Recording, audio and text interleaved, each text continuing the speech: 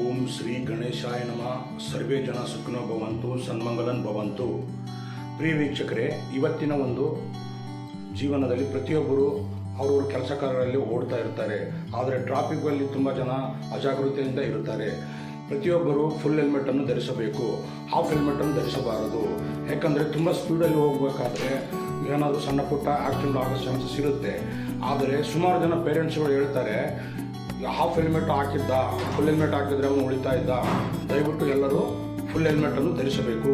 ಯಾಕಂದರೆ ಇವಾಗ ಕಲಿಯುಗದಲ್ಲಿ ಚಕ್ರಯುಗ, ಇದು ಟ್ರಾಫಿಕ್ ಅನ್ನೋದು ಒಂದು ಚಕ್ರವಾಗಿ ಇರುತ್ತೆ.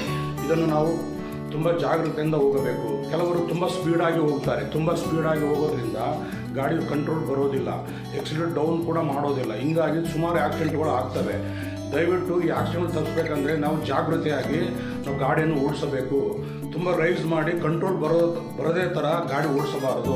ನಮ್ಮ ವೆಹಿಕಲ್ಗಳು ಕಂಟ್ರೋಲ್ ಬರೋಂಗಿರಬೇಕು, ಬೇರೆಯವರಿಗೆ ಹಾನಿ ಆಗದಂಗೆ ಇರಬೇಕು, ಮತ್ತು ನಮ್ಮ ಸುರಕ್ಷತೆಯನ್ನು ನೋಡಿಕೊಳ್ಳಬೇಕು. ಮತ್ತು ಸುಮಾರು ಜನ ಕುಡಿದು ಗಾಡಿಯನ್ನು ಓಡಿಸುತ್ತಾರೆ. 2 ವೀಲರ್ ಆಗಲಿ 4 ವೀಲರ್ ಆಗಲಿ ಕುಡಿದು ಗಾಡಿಯನ್ನು ಓಡಿಸಬಾರದು. ಕೆಲವರು ಡ್ರಂಕ್ ಆ್ಯಂಡ್ ಡ್ರೈವು ತುಂಬ ಕುಡಿದ್ಬಿಟ್ಟು ಕೆಲವು ಮೀಡಿಯಮ್ ಕುಡಿದು ಓಡಿಸ್ತಾರೆ. ಆದರೆ ಗಾಡಿ ಓಡಿಸುವಾಗ ಏನಾದರೂ ಅಪಘಾತಗಳಾದರೆ ಅದಕ್ಕೆ ಯಾರು ಜವಾಬ್ದಾರರು? ಆಮೇಲೆ ನಿಮಗೇನಾದರೂ ಆಗಬಹುದು, ಬೇರೆಯವ್ರಿಗೆ ಏನಾದರೂ ಆಗಬಹುದು.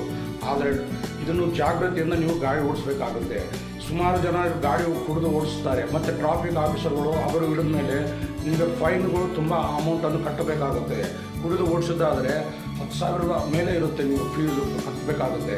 ಆದರೆ ನೀವು ಜಾಗೃತರಾಗಿ ಗಾಡಿ ಓಡಿಸಿದರೆ ನಿಮಗೆ ಯಾವುದೂ ಸಮಸ್ಯೆ ಇರುವುದಿಲ್ಲ. ನೀವು ಕೂಡ ಸುರಕ್ಷಿತವಾಗಿರುತ್ತೀರಿ, ಬೇರೆಯವರು ಕೂಡ ಸುರಕ್ಷಿತವಾಗಿರುತ್ತಾರೆ. ಮತ್ತು ನೀವು ಹಣವನ್ನು ಸೇವ್ ಮಾಡಬಹುದು. ಕೆಲವರು ಏನು ಮಾಡ್ತಾರೆ, ಕುಡಿದು ಓಡಿಸೋದ್ರಿಂದ ಅವರು ಹಿಡಿದು ಹಾಕಿದಾಗ ಅವರಿಗೆ ಫೈನ್ ಕಟ್ಟಬೇಕಾಗುತ್ತೆ. ಇದು ಒಂದು ತಿಳುವಳಿಕೆ. ಇದರಿಂದ ನಿಮಗೆಲ್ಲರಿಗೂ ಒಳ್ಳೆಯದಾದರೆ ಅದೇ ಸಂತೋಷ. ಯಾಕಂದರೆ ನಿಮ್ಮಿಂದ ಬೇರೆಯವರಿಗೆ ತೊಂದರೆ ಆಗಬಾರದು. ಮತ್ತು ನಿಮ್ಮ ಜೀವನ ನಿಮ್ಮ ಕೈಲಿ ಇರುತ್ತೆ.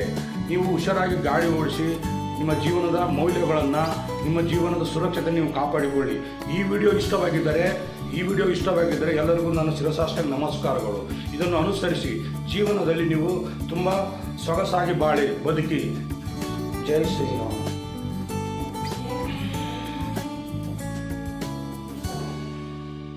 ನಿಮಗೆ ಈ ವಿಡಿಯೋ ಇಷ್ಟವಾಗಿದ್ದರೆ ದಯವಿಟ್ಟು ಸಬ್ಸ್ಕ್ರೈಬ್ ಮಾಡಿ, ಲೈಕ್ ಮಾಡಿ, ಶೇರ್ ಮಾಡಿ.